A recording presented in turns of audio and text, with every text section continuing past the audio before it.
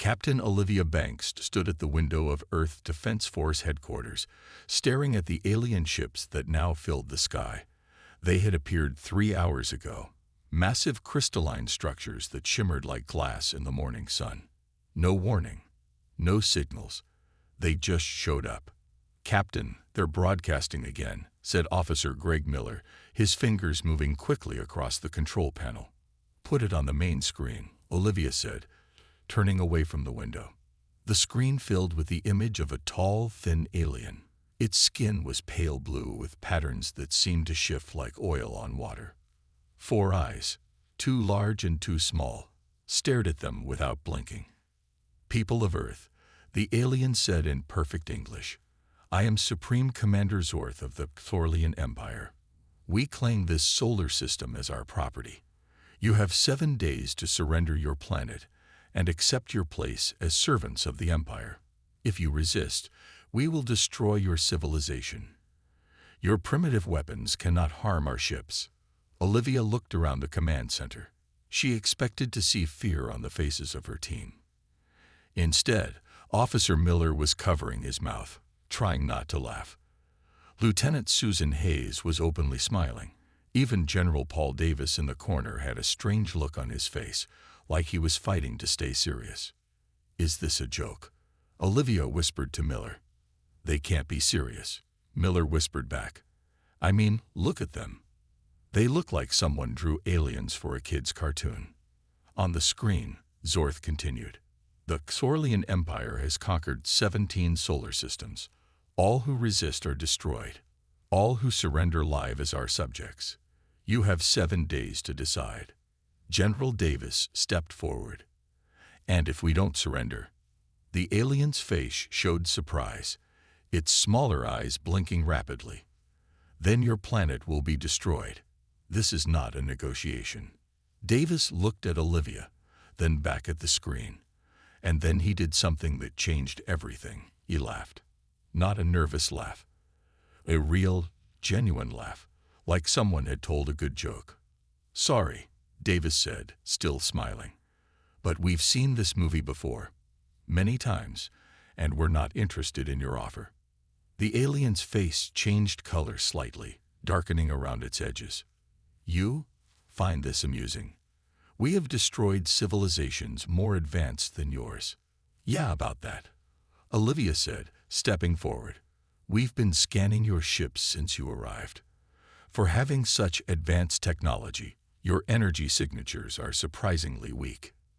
This wasn't completely true. They hadn't finished their scans yet. But Olivia had learned long ago that confidence was half the battle. The news of the alien ultimatum spread quickly across Earth. But instead of panic, something strange happened. People started making jokes. Social media filled with memes about the scary blue aliens. Late-night TV hosts had a field day with the Empire's threats. By evening, Olivia sat in a crisis meeting with world leaders on video call.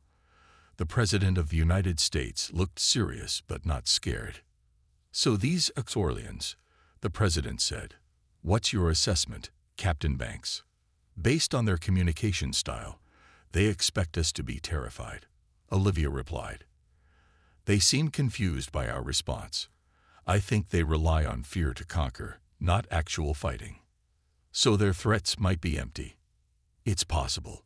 They certainly weren't prepared for laughter." The Chinese president spoke next.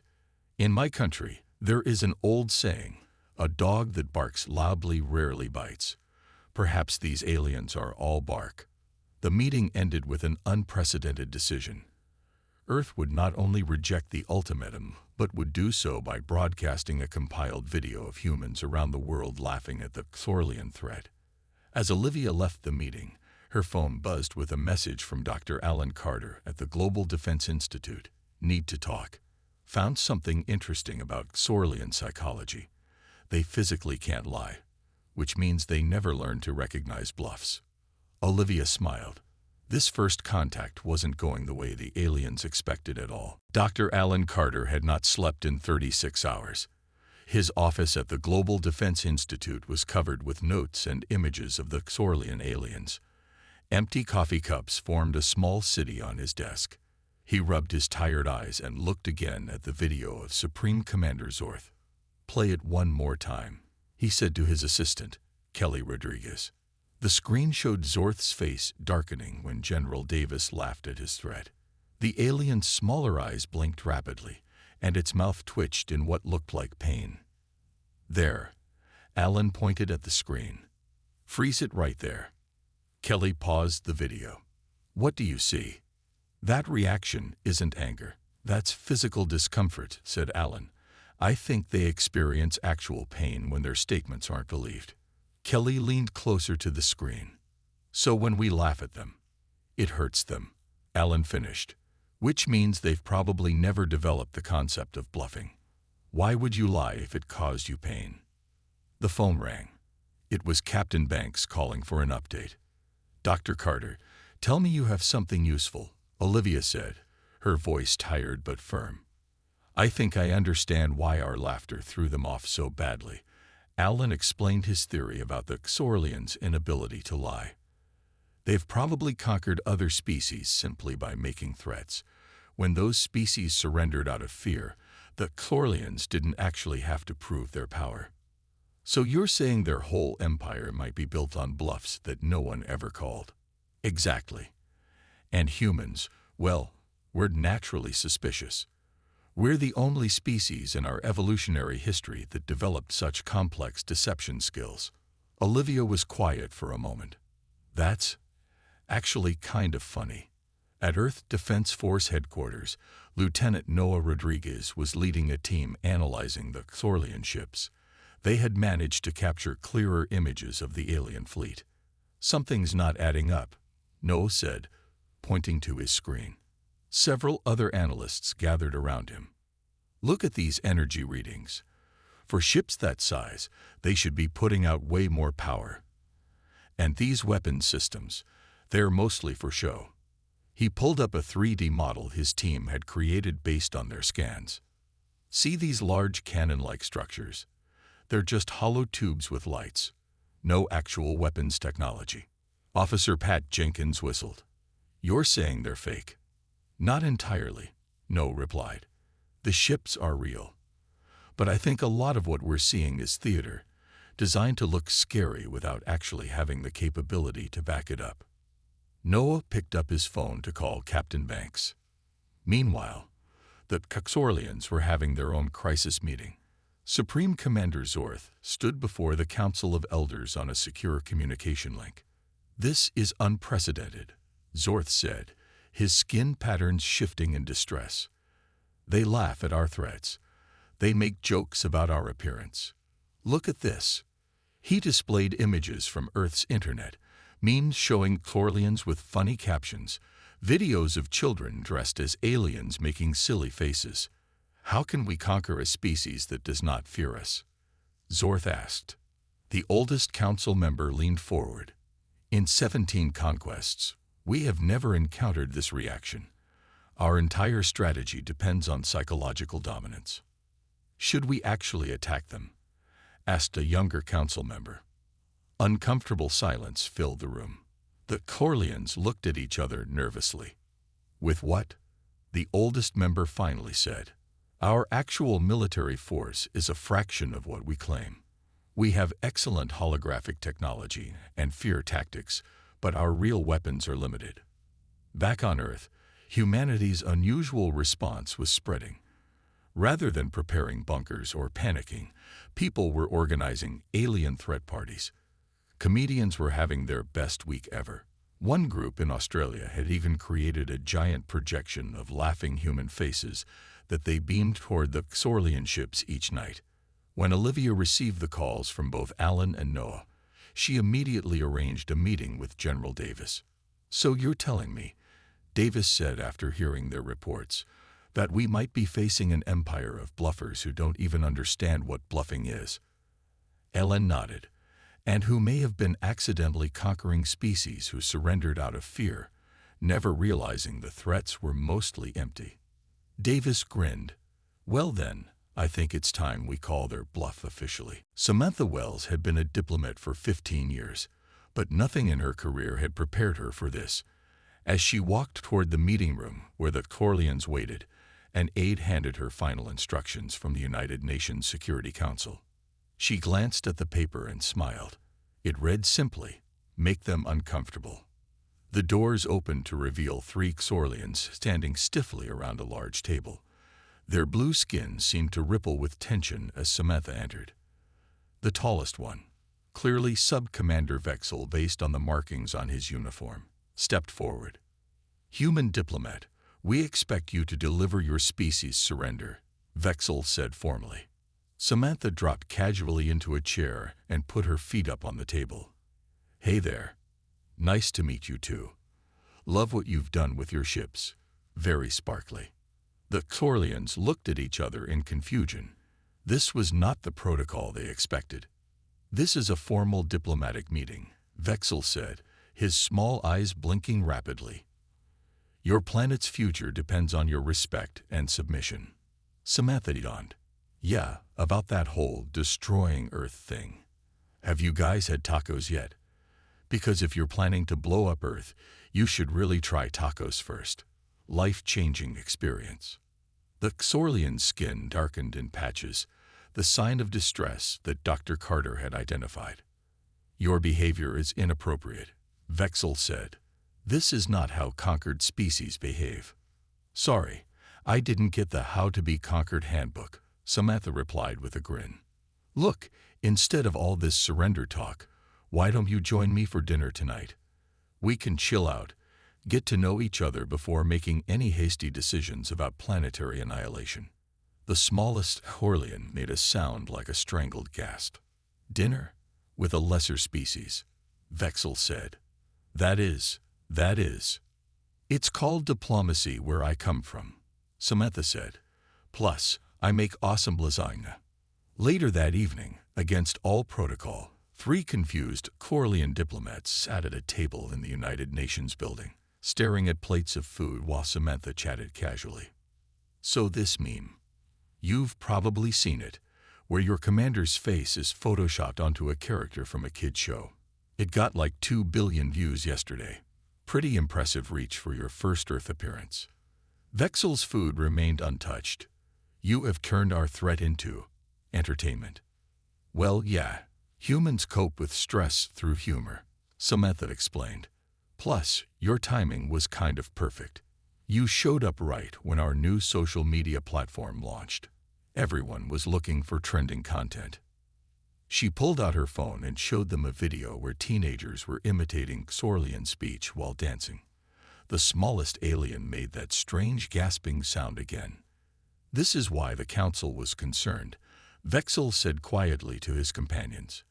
"Humans do not respond properly to intimidation." Samantha pretended not to hear. "Hey, want to take a selfie with me? My followers would go crazy." Back at Earth Defense Headquarters, Olivia Banks and General Davis watched the dinner through a secure feed.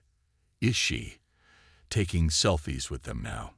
Davis asked in disbelief. Olivia nodded. "Samantha is perfect for this job.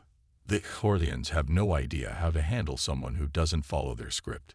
And while they're distracted with this diplomatic circus, Noah's team continues analyzing their ships, and we prepare our response." Olivia finished. The general smiled.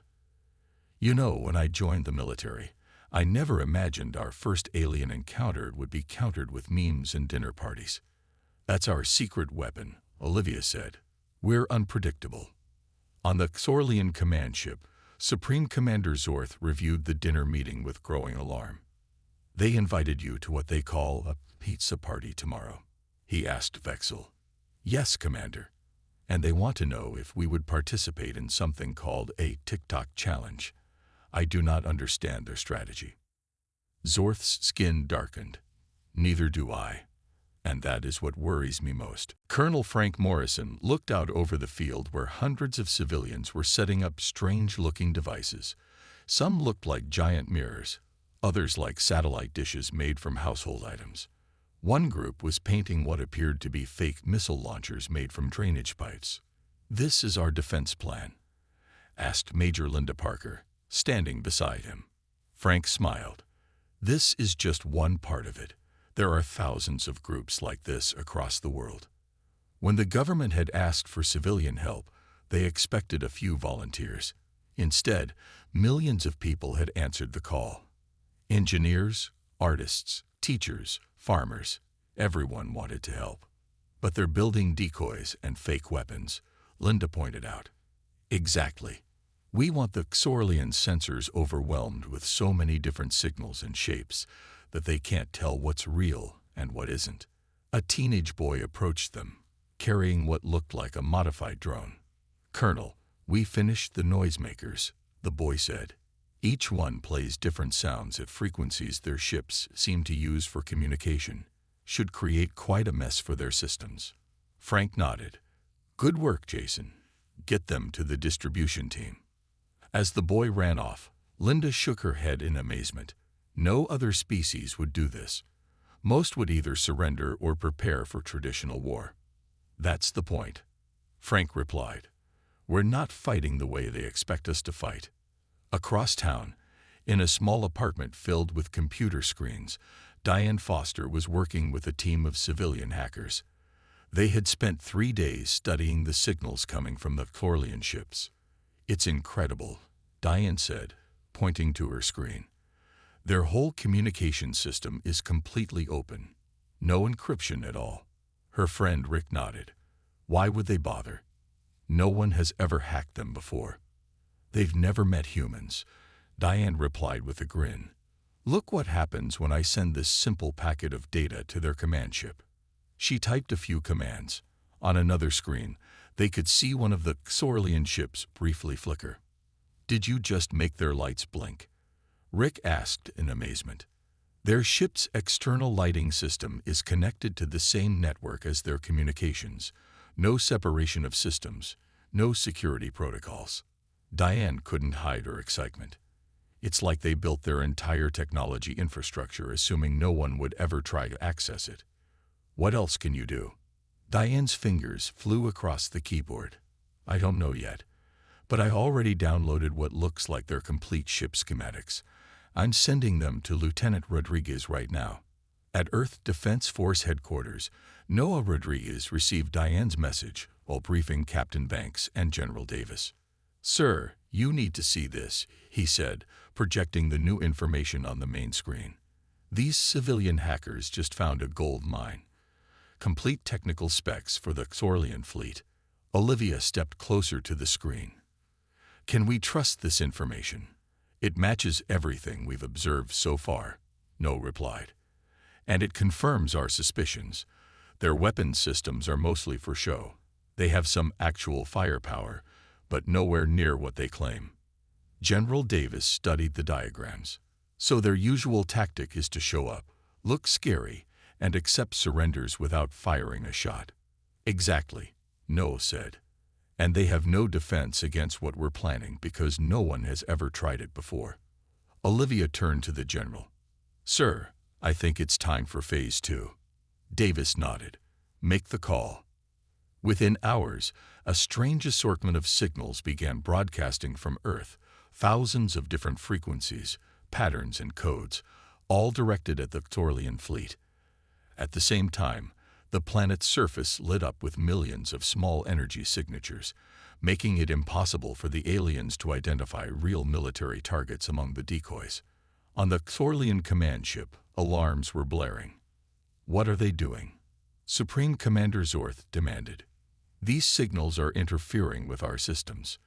A junior officer looked up from his station, confusion evident in all 4 eyes. "Commander, humans everywhere are pointing devices at our ships. But they're not weapons. At least, not like any weapons we've ever seen."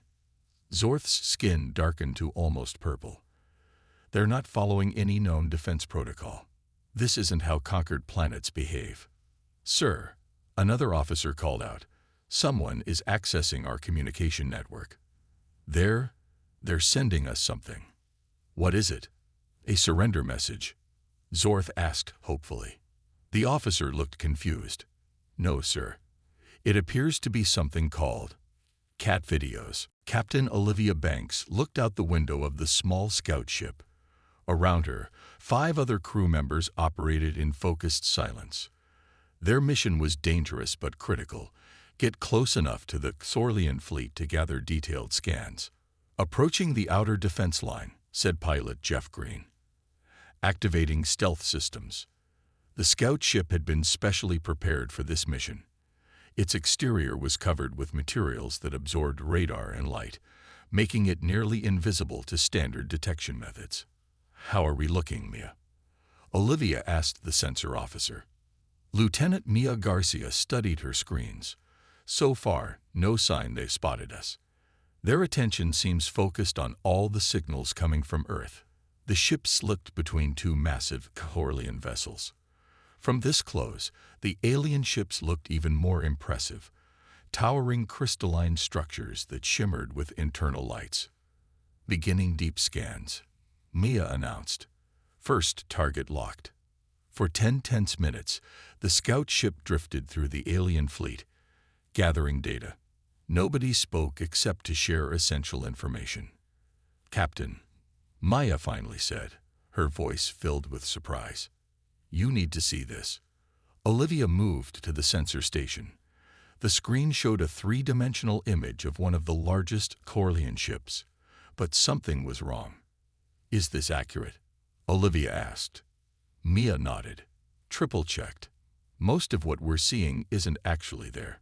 That massive ship, it's mostly holographic projection around a much smaller vessel." "Same with the others," added Communications Officer Ben Ward. "I'm detecting energy fields designed to create visual illusions. The actual fleet is maybe 20% of what we're seeing." Olivia stared at the screen in disbelief. They've been bluffing on a massive scale. "Captain, we're being scanned," Jeff called out suddenly.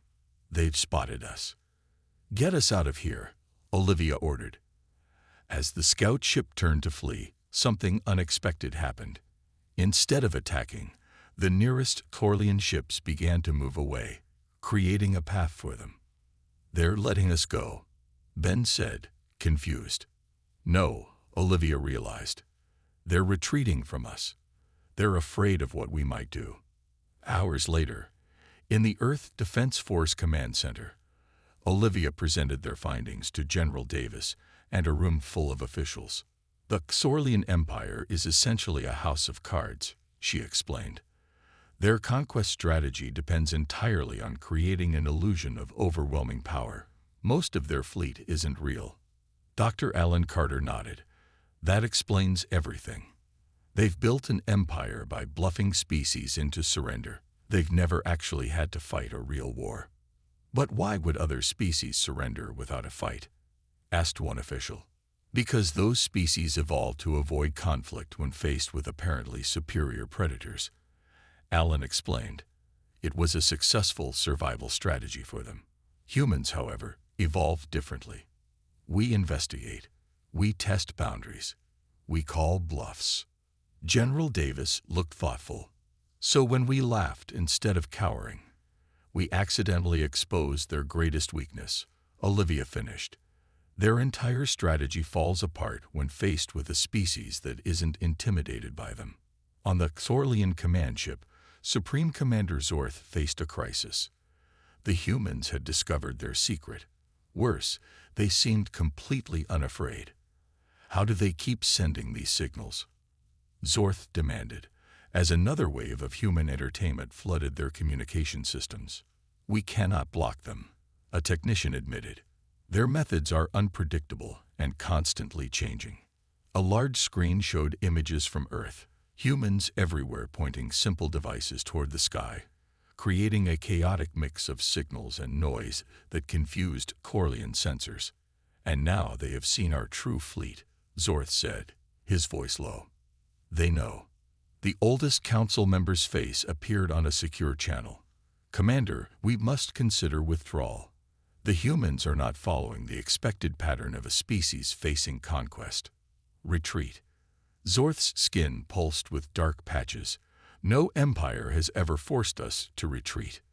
No empire has ever laughed at us before," the council member replied simply. Zorth knew it was true. For generations, the Thorlians had conquered through fear alone. They had never developed the actual military might to match their threats. And now, faced with a species that responded to intimidation with humor and curiosity instead of terror, their entire strategy was collapsing. As if to emphasize this point, a new message appeared on their main screen. A human child making a face at them, followed by the words, "Your move, space bullies." Global Defense Director Catherine Martinez stood at the front of the war room. On the large screen behind her was a simple phrase, Operation Punchline. "Ladies and gentlemen," she said to the room full of military leaders and civilian experts, "today we launch our counteroffensive." Olivia Banks raised an eyebrow. "We're really calling it Operation Punchline." Catherine smiled. Dr. Carter's research suggests that Thorlians experience actual physical discomfort when faced with mockery. Since they evolved without the concept of lying, they never developed psychological defenses against humiliation. "So our weapons are jokes?" asked General Davis. "Exactly." Catherine nodded to a tech specialist who brought up images on the screen. "We have compiled thousands of hours of human comedy, stand-up routines, prank videos, funny movies, and of course, memes specifically about the Thorlians." Noah Rodriguez pointed to his laptop. "We've analyzed their communication frequencies. We can broadcast directly to every screen on every ship in their fleet. And thanks to our hackers," Catherine continued, "we can override their systems. They won't be able to block our transmission." Olivia looked around the room. "So instead of firing missiles, we're sending them comedy shows." "War in the 21st century," General Davis said with a slight grin. "Attack with the unexpected." At precisely noon, Operation Punchline began. Every Thorlian ship suddenly found their screens taken over by human comedy. It started with children laughing, then moved to comedy routines making fun of the Thorlian threats, followed by thousands of internet memes showing Supreme Commander Zorth in ridiculous situations. The effect was immediate and devastating. On the Thorlian command ship, chaos erupted. Junior officers doubled over in pain as their physiology reacted to the mockery. The more they watched, the more they understood how little the humans feared them. And the worse the pain became. "Shut it off," Zorth screamed, his skin now almost black with distress patterns. "Block the signal." "We cannot," cried the communications officer. "They've accessed our core systems." The comedy continued relentlessly. Each time the Thorlians found a way to block one channel, humans opened 3 more. When they tried to shut down their screens, the humans broadcast directly to their personal communication devices.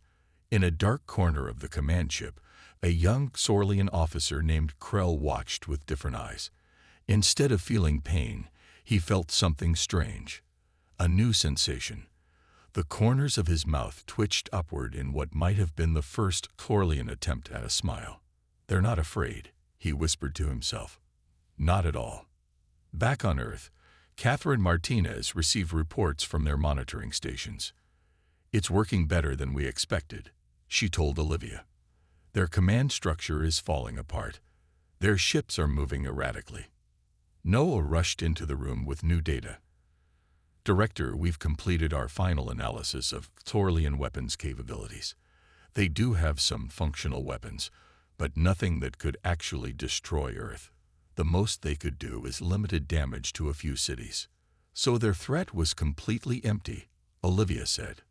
"Not just that," Noah replied. "Based on their energy readings, if they tried to attack with everything they have, they'd drain their ship's power completely. They'd be stranded here." Catherine looked thoughtful.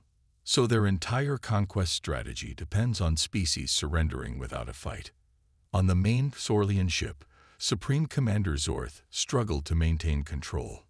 Half his crew was incapacitated by the psychological attack. The other half was becoming dangerously curious about human behavior. "We must retreat," insisted his second-in-command. "We were not prepared for this kind of resistance."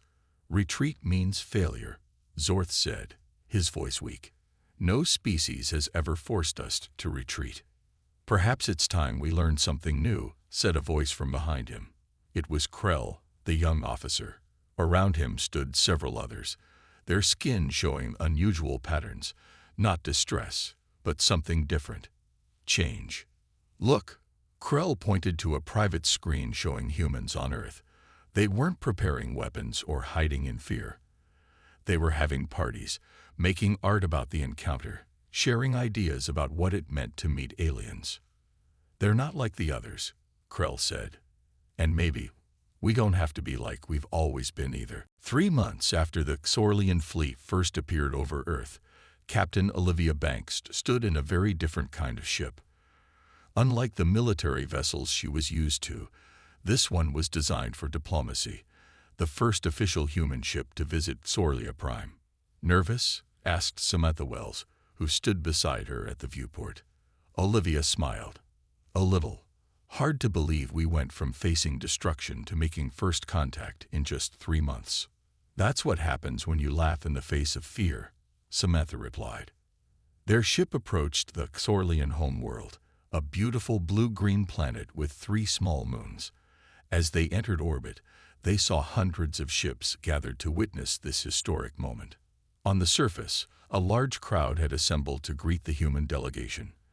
At the front stood Supreme Commander Zorth, looking much less intimidating than when he had first threatened Earth. Beside him was Krell, now promoted to diplomatic liaison. As Olivia and Samantha descended from their ship, they noticed something unusual. The Xorlians were trying to smile. It looked strange on their alien faces, more like a grimace, but the effort was touching.